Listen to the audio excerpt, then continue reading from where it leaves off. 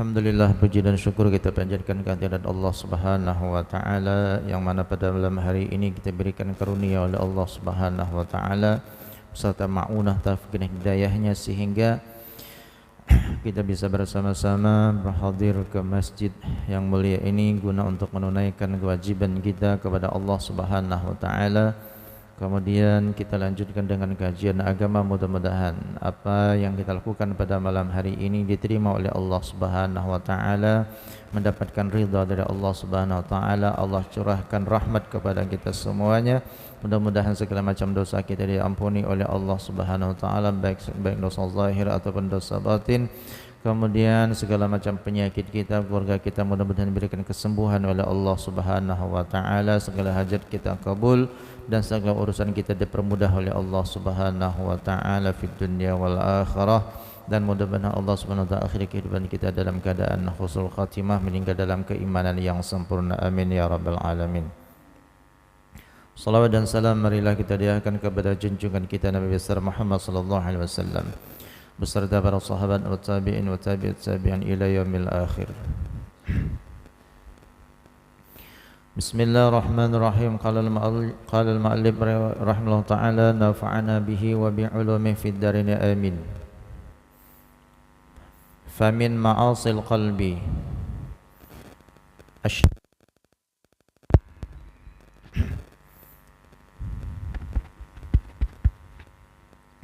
Famin ma'asil qalbi asyakku fillah ta'ala, daripada maksiat hati. Asyakku fillah, ya dimah, ragu terhadap wujud zat Allah Subhanahu wa ta'ala.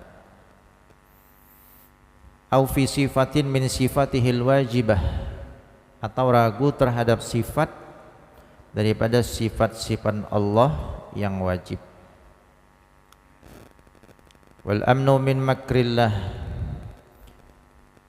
bil istirsali fil ma'asi ma'al ittikali 'ala rahmah, dengan cara terus bermaksiat, melakukan perbuatan maksiat serta mengharapkan dan bersandar atas rahmat Allah Subhanahu wa taala. Qala Allah ta'ala fala ya'manu makrallah illal qaumul khasirun. Wa fil hadits idza ra'aytallaha yu'til 'abda mimma yuhib wa huwa muqibun 'ala ma'siyati wa inna ma dzalika istidrajun minhu. Di dalam hadis disebutkan, apabila engkau melihat Allah Subhanahu wa taala memberi kepada seorang hamba mimma yuhibbu, terhadap apa yang dia sukai, wa huwa muqimun 'ala ma'siyati, kemudian dia berada dalam perbuatan maksiat, dia terus-menerus berbuat. Allah Subhanahu wa taala adalah irdafun ni'am lil 'abdi ma'a mukhalafati li amrihi ta'ala, yaitu terus menerusnya nikmat Allah Subhanahu wa taala kepada hamba dibarengi dengan mukhalafah. Mukhalafah adalah menyalahi hamba tersebut terhadap perkaranya Allah Subhanahu wa taala, wa ibqa'i halihim ma'asui adabi ma'allah, dan juga berkekalan keadaannya itu bersama jelek adabnya, rusaknya adabnya kepada Allah Subhanahu wa taala. Wa izharil karamah, dan juga menampakkan kemuliaan min ghairi juhudin lit ta'at, tanpa ada usaha untuk taat kepada Allah Subhanahu wa taala. Jadi masih kita membahas tentang maksiat daripada hati. Di antaranya adalah yang pertama tadi asyakku fillah. Jadi maksiat hati itu ragu terhadap adanya Allah Subhanahu wa taala. Bahkan ragu terhadap adanya Allah Subhanahu wa taala ini bisa menyebabkan seseorang tersebut kufur ataupun keluar daripada Islam. Nya asa kada yakin Allah tu ada, bujur juga ke Allah tu ada. Kenapa nya meragukan? Karena Allah kada bisa dilihat dengan mata telanjangnya. Jadi seakan-akan ia meragukan akan Allah Subhanahu wa taala, apalagi sampai kada mengakui adanya Allah Subhanahu wa taala. Kemudian ia ragu terhadap sifat daripada sifat Allah.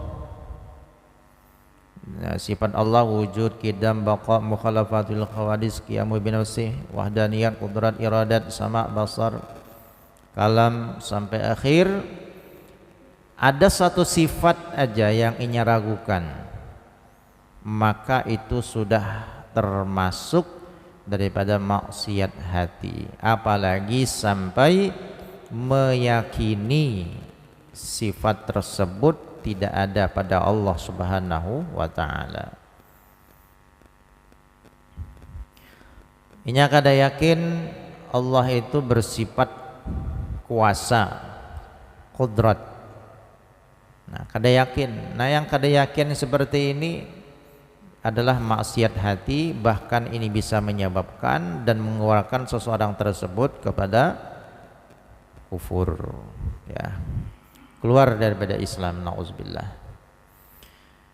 Jadi perlu kita tekankan lagi bahwasanya wajib kita meyakini adanya Allah Subhanahu wa taala seyakin-yakinnya.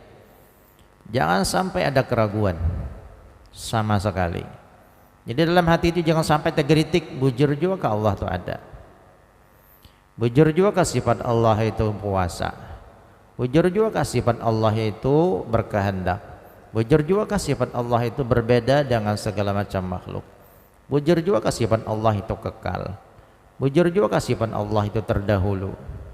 Nah, jadi yang seperti ini jangan sampai ada tergelitik di dalam hati kita meragukan atas sifat dan wujud Allah Subhanahu wa taala.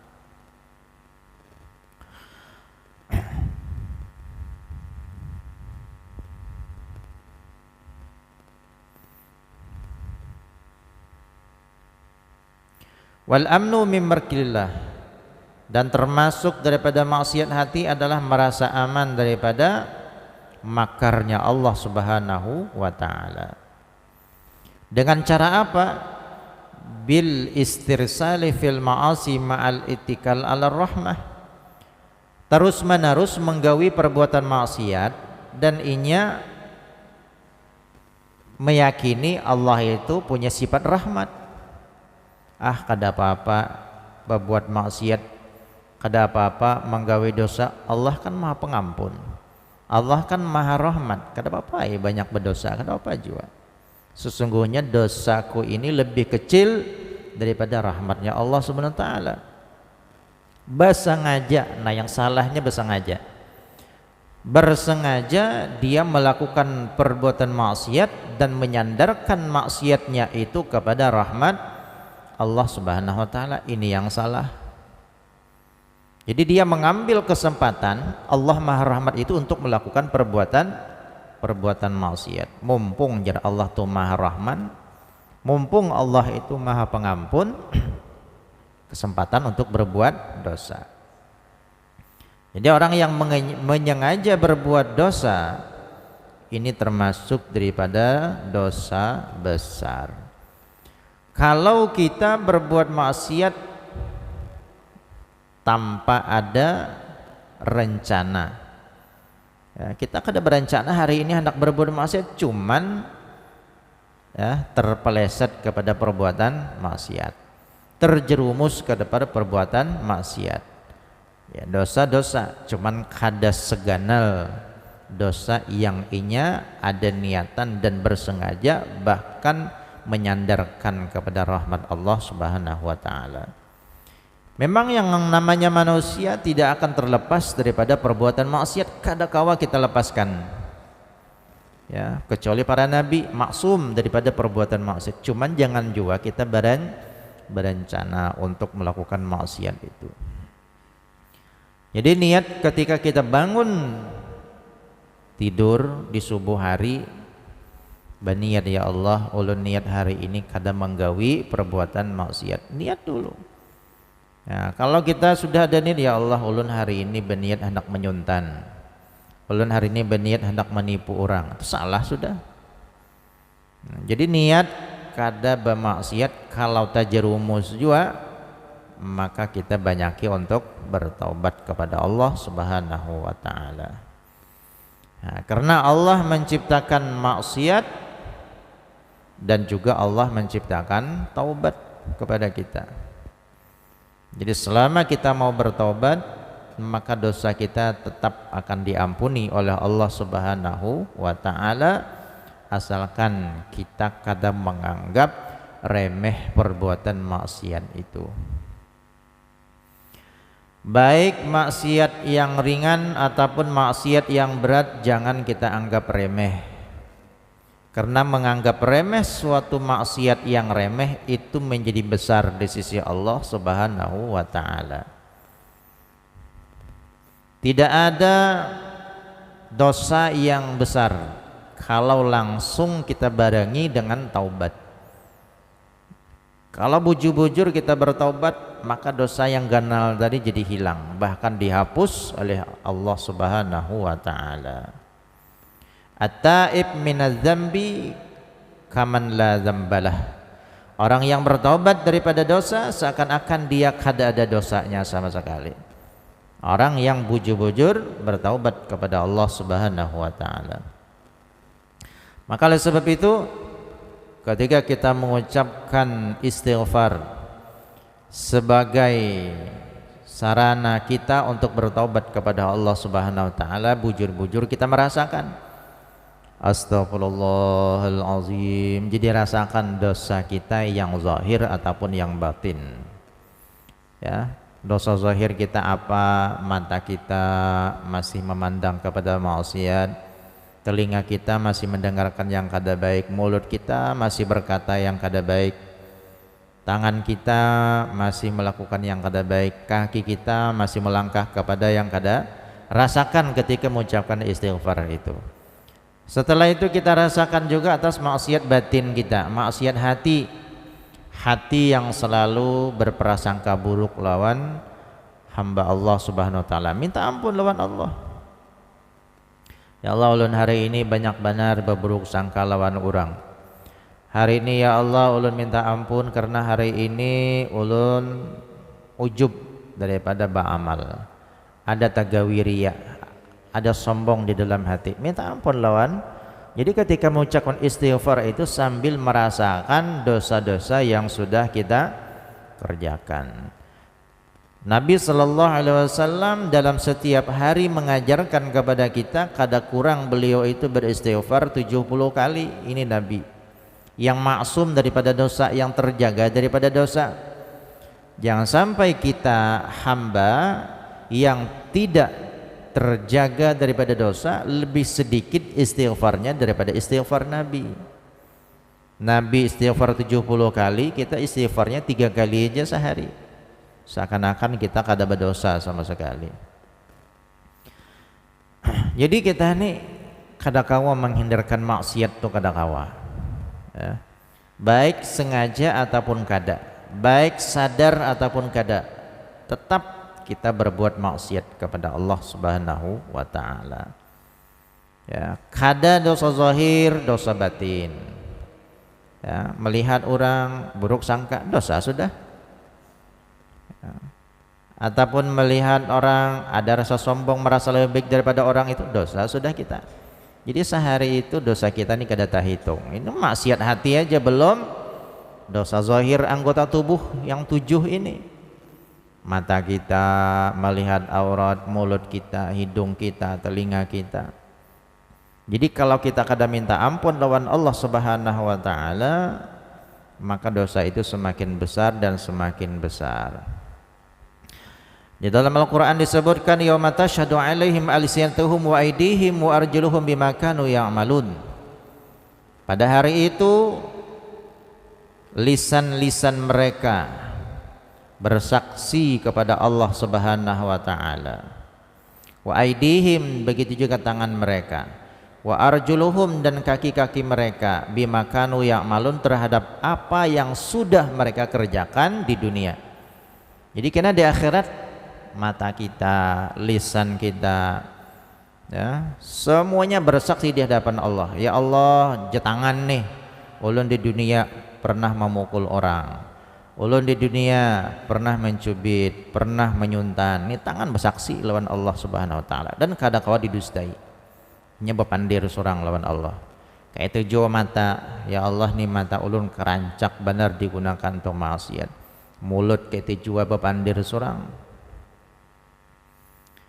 Nah, di dalam ayat yang lain, al-yawma nakhtimu ala afwahihim, dan juga pada hari itu nakhtim, kami menutup ala afwahihim, mulut-mulut mereka, wa tukallimuna aydihim, dan tangan-tangan mereka berkata kepada kami, wa tashhadu arjuluhum bima kanu yaksibun.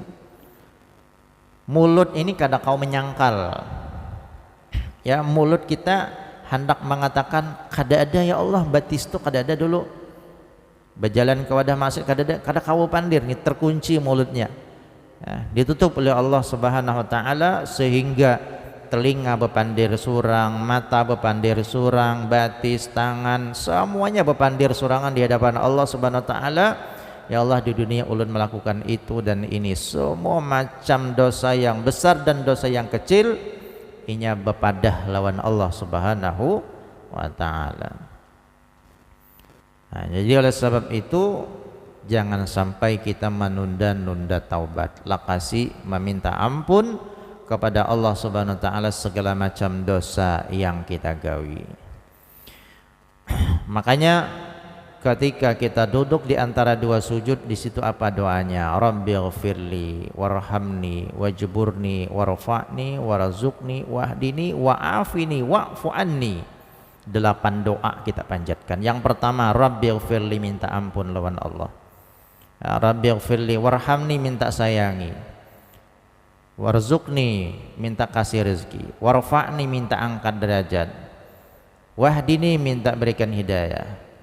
Wa'afini, dan minta afiyah, minta kebaikan. Afiyah, kebaikan, ya. Jadi minta afiyah dari kebaikan rezeki kita, minta afiyah daripada umur kita, minta afiyah daripada badan kita. Badan yang afiyah, umur yang afiyah, rezeki yang afiyah. Ya, rezeki yang afiyah itu adalah rezeki yang kada membawa bencana, rezeki yang kada membawa malapetaka, itu afiyah. Badan yang afiyah, yang kada membawa ataupun menyebabkan murkanya Allah Subhanahu wa taala. Umur yang afiyah, umur yang mudah, digunakan untuk taat kepada Allah Subhanahu wa taala. Wa'fu anni, dan minta maaf, minta ampuni. Di awal Rabbighfirli, minta ampuni, dan di akhir wa'fu anni, minta maaf. Apa beda Rabbighfirli dengan wa'fu? Sama minta ampun, cuman bedanya kalau Rabbighfirli, minta ampunan Allah, ini dosanya diampuni tapi catatan amalnya masih ada, tapi dosanya diampuni oleh Allah. Kalau yang terakhir, tingkatan doa kita tuh lebih tinggi, wa'fu anni, dosanya diampuni dan catatan amalnya dihapus, itu namanya afun.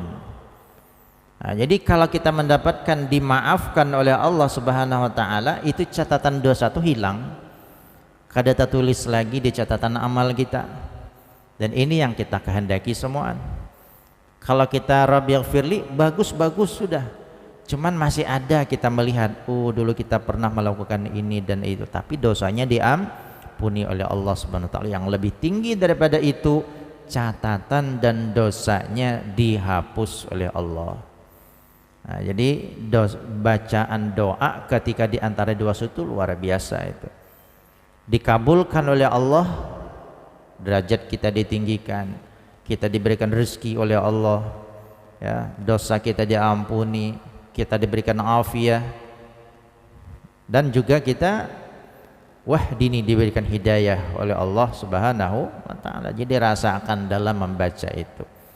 Rabbighfirli, ya Allah ampunilah dosaku. Warhamni, ya Allah sayangi aku. Rabbighfirli warhamni wajburni dan muliakan aku ya Allah, tutuplah kekuranganku, warfa'ni angkatlah derajatku, warazukni berikanlah aku rezeki, wahdini dan berikan aku hidayah, wa'afini berikanlah aku afiah kebaikan, wa'fu anni dan hapuslah dan maafkanlah segala macam kesalahanku. Nah, jadi kalau diampuni oleh Allah Ta'ala berarti kita kada berdosa lagi. Tapi setiap hari kita harus membaca itu, dan kita kada tahu mana doa kita yang dikabulkan Allah, mana istighfar kita yang diterima Allah tuh kada tahu. Jadi jangan juga terlalu yakin cukup aja istighfar hari ini ya, hilang dah dosaku, jangan juga kayak itu. Terus istighfar ya, karena kada ada jaminan kita istighfar kita ini diterima oleh Allah. Kita ini kada tahu apakah diterima atau kada nih istighfar kita. Kalau kita tahu istighfar kita diterima, cukup sekali aja kita beristighfar sudah cukup. Tapi karena kita kada tahu, maka banyaki. Pagi istighfar, siang istighfar, malam istighfar, hendak guring istighfar kepada Allah Subhanahu wa taala. Artinya menyesali atas dosa-dosa yang sudah kita gawe tadi. Jadi taubat itu jangan nunggu setahun, jangan nunggu sudah garing, jangan nunggu sudah hendak mati. Bertaubat itu setiap hari, jangan sampai dosa itu menumpuk, hanya taubat. Jadi kalau ibarat orang bata tapas itu, kalau sebulan hanya bata tapas, kayak apa ganal tapasannya itu? Bisa rusak mesin cucinya itu saking banyaknya. Tapi kalau hanya tiap hari bata tapas, kan kada terasa banyak benar ya, kada terasa berat. Kayak itu aja dosa kita kalau setiap hari kita basuh terus. Nah, maka untuk membersihkannya itu kada tapi uyuh. Tapi kalau sudah banyak, maka tak uyuh kita bertaubat kepada Allah Subhanahu wa taala. Dan sekali taubat itu kemungkinan belum ya bisa bersih berataan daripada dosa kita. Kenapa kita disuruh taubat setiap hari? Karena juga kita kadang mengetahui kapan ajal kita diambil oleh Allah Subhanahu wa taala. Busiah kalau kita menunda taubat, kena aja bulan ini kita meninggal dunia, nauzubillah. Belum sempat taubat kita sudah meninggal. Kena aja minggu kena taubat lawan Allah. Busiah sebelum hari Minggu, sebelum seminggu kita sudah diambil, karena yang namanya maut itu kada bebau. Kada ada yang tahu, kada sedikit orang yang awalnya sehat, ketawa-ketawa, bepandiran, akhirnya innalillah. Kada sedikit seperti itu, apalagi akhir zaman ini. Banyak orang yang mati mendadak. Ini ujar Nabi, tanda-tanda akhir zaman, banyak orang yang mati mendadak. Seakan-akan kita ini kada ada alarmnya, kada ada tanda-tandanya tuh kada ada. Meninggal ya. Yang kasihannya sebelum meninggal tuh kada sempat taubat. Ini yang alihnya. Kalau orang garing badahulu ya, merasa ini akan meninggal, sempatnya taubat. Tapi kalau sehat, ketawa-ketawa ya, kada lawas meninggal dunia, nah belum sempat taubat lawan Allah, kayak apa menyesalnya kena orang itu dalam kubur tuh kayak apa, kada kau dibayangkan. Ya, penyesalan aja lagi, ya Allah, kenapa di dunia tuh aku kada taubat ya. Jadi mumpung kita ini masih hidup, diberikan kesempatan oleh Allah, banyaki bertaubat dan berusaha untuk meninggalkan perbuatan maksiat tadi. La yasilul muqarrabuna ilallah bi fi'li ta'at, bal yasiluna ila rabbihim bitarkil ma'asi. Orang-orang muqarrabin itu, orang-orang yang dekat dengan Allah Subhanahu wa taala, mereka sampai pada tingkatan maqam muqarrabin itu bukan karena mereka banyak taatnya kada, tapi bitarkil ma'asi, dengan cara meninggalkan perbuatan maksiat.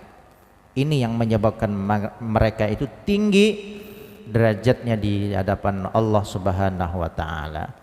Jadi meninggalkan perbuatan maksiat itu lebih ganal pahalanya daripada berbuat taat. Kenapa? Berbuat taat itu bisa digawi oleh semua orang ya. Duha bisa kita gawi, tahajud bisa kita gawi, sedekah bisa kita gawi. Tapi maksiat kada semua orang bisa meninggalkan perbuatan maksiat itu. Mata kita, ya, mata aja nih, dosa mata sehariannya sudah berapa kita melihat aurat orang tuh berapa kali, baik melihatnya langsung ataupun secara kada langsung. Yang secara kada langsung kita melihat di HP terlihat aurat, jangan kita rasakan itu boleh-boleh aja. Jangan kita anggap itu suatu yang normal, seakan-akan disahkan aja oleh Allah. Itu dosa, ya. 10 kali kita melihat sehari, 10 kali kita berdosa. Jadi yang kayak ini, ya, jar ulama, jangan sampai kita menganggap remeh, kada apa-apa aja melihat di HP aja. Nah, gara-gara kita meringankan dosa, itulah yang bisa menyebabkan dosa itu jadi beganal, dosa itu jadi besar. Tapi setiap dosa yang kita lakukan, kita merasakan itu dosa, minta ampun lawan Allah, maka dosa itu kada beganalnya, karena kita mengaku itu adalah dosa dan kita menyesalinya. Nah, jadi dosa zahir dan dosa batin kada kawa ditinggalkan. Makanya tarakul ma'asi, meninggalkan maksiat itu lebih besar pahalanya dibandingkan dengan mengerjakan ketaatan. Nabi Khidir alaihissalam pernah ditanya oleh Nabi Musa alaihissalam, wahai Khidir, kata Nabi Musa, bagaimana engkau bisa sampai kepada derajat yang tinggi seperti ini, ya. Jadi Nabi Khidir ini kan melajari Nabi Musa, jadi gurunya Nabi Musa alaihissalam. Kayak apa nih engkau mendapatkan ilmu laduni dari Allah tuh, dari mana caranya? Apa kata Nabi Khidir? Jawaban yang sangat sederhana tapi susah untuk digawi. Aku dapat makom yang seperti ini bitarkil ma'asi, dengan cara aku kada pernah berbuat maksiat kepada Allah Subhanahu wa ta'ala. Itulah, ya, orang yang berusaha untuk tidak berbuat maksiat dan meninggalkannya, bahkan kada terlintas di dalam pikirannya, ini yang akan mengangkat seorang tersebut jauh tinggi di hadapan Allah Subhanahu wa ta'ala. Bahkan orang tersebut akan diberikan ilmu laduni dari Allah Subhanahu wa ta'ala.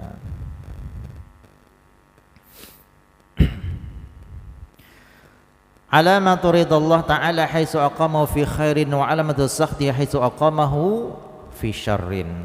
Tanda Allah ridho kepada kita, maka Allah gawiakan tubuh kita ini kepada kebaikan. Dan tanda Allah murka kepada kita, Allah gawiakan tubuh kita kepada kemaksiatan. Nah, itu aja kita hendak ngecek diri kita ini, kita ini dalam keadaan diridai Allah apa kada? Kalau tubuh kita mudah sekali begawi maksiat dan berat kali untuk mengerjakan ketaatan, tandanya Allah murka. Tapi kalau dalam sehari hendak berbuat taat nyaman benar, sembahyang nyaman, menggawi yang sunnah nyaman, sedekah nyaman, dan jauh daripada maksiat di hari itu, tandanya Allah ridho kepada kita. Dan yang terakhir yang kita sebutkan tadi, idza ra'aitallah, di dalam hadis apabila Allah memberikan kepada seorang hamba mimma yuhibbu, apa-apa yang dia inginkan, wa huwa muqimun ala ma'siyah, ini yang perlu kita jaga-jaga juga.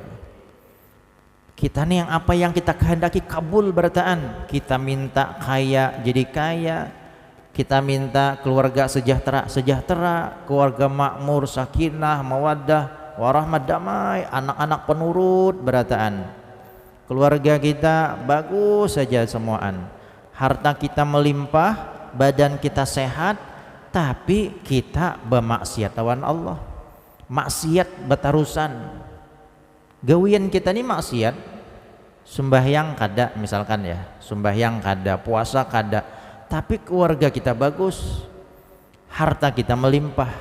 Nah ini jar Nabi tadi ya, engkau jangan tertipu atas keadaan itu. Maka sesungguhnya itu adalah istidraj, lanjuran daripada Allah Subhanahu wa ta'ala. Allah memang melanjurkan karena nanti satu saat di akhirat Allah akan mengazabnya dengan azab yang pedih. Setiap kalinya minta lawan Allah langsung kabul. Padahalnya kada sembahyang, kada puasa, kada mujarab nih doanya. Jadi orang tuh seakan-akan wali, padahalnya kada sholat, kada puasa. Nah yang kayak ini jangan sampai tertipu. Ini adalah istidraj. Jadi istidraj itu adalah suatu kelebihan dan suatu kemuliaan yang Allah berikan, sedangkan bersamaan itu inya terus menggawi perbuatan maksiat kepada Allah Subhanahu wa ta'ala. Seandainya kita ini berbuat dosa, langsung dapat teguran dari Allah. Sekali hari ini kita berbuat dosa langsung garing kita. Hari ini kita berbuat dosa langsung ada teguran, apakah garingkah, dapat musibah apakah? Ini tandanya Allah masih menghendaki kebaikan dan Allah sayang lawan kita. Ini ujar Nabi ya, ujar Nabi.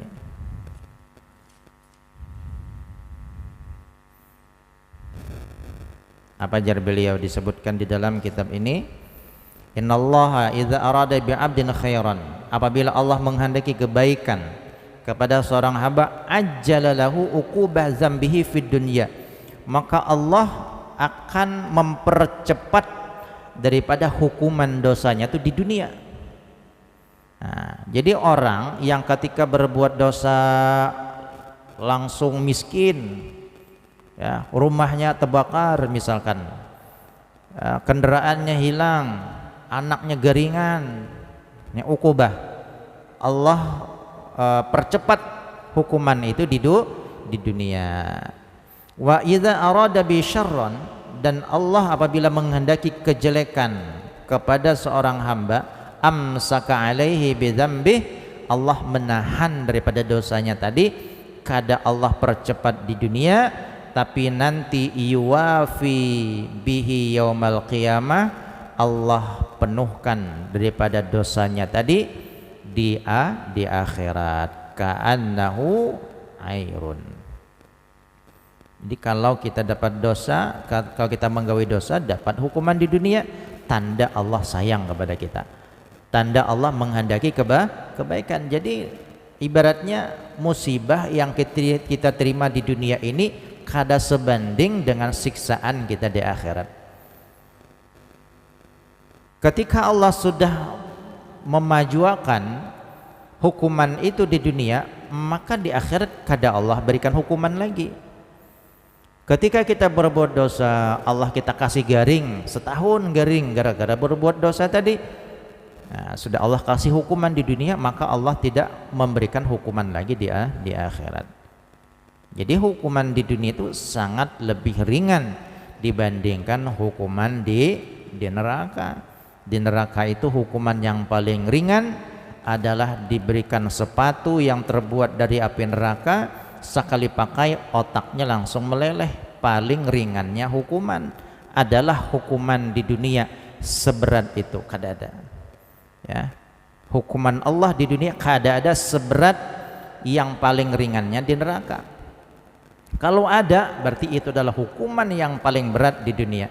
Tapi nyatanya di dunia hanya kita paling dikasih garing, ya, di dunia paling kita dikasih diambil harta kita jadi miskin, ataupun anak kita diambil oleh Allah, rumah kita misalnya diambil oleh Allah sebagai hukuman, dan Allah menghendaki kebaikan, artinya Allah hendak mengampuni dosa-dosa kita. Jadi apa yang kita terima daripada dunia ini musibah, jangankan yang ganal, yang kecil aja, tangan kita tertusuk duri aja, itu ada dosa yang Allah ampuni. Ya. Sakit perut ada dosa yang Allah ampuni, asalkan kita sabar dan ikhlas atas ujian Allah Subhanahu wa ta'ala. Mudah-mudahan Allah Subhanahu wa ta'ala berikan kita kekuatan untuk menjalani kehidupan ini. Semoga kita selalu dalam jalan ridha Allah Subhanahu wa ta'ala.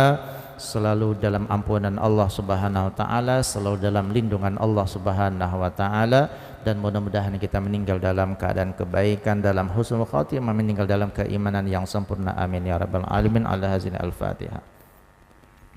Bismillahirrahmanirrahim. Alhamdulillahirabbil alamin arrahmanirrahim maliki yaumiddin.